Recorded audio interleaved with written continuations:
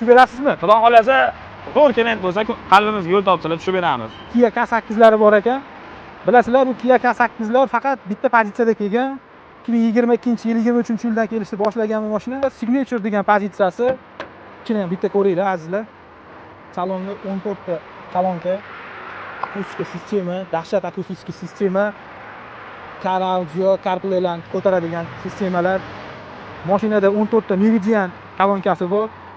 Elektrousilitel полностью reguliруемый sistemalar.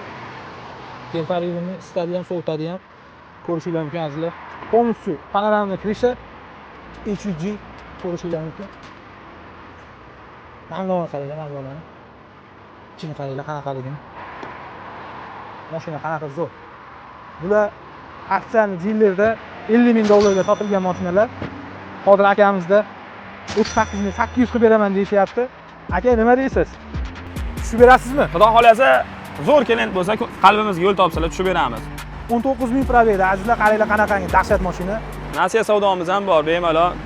Temboli. Nasiya savdo ham bor ekan. Nasiya savdo bor. Azizlar, bosib oladigan holati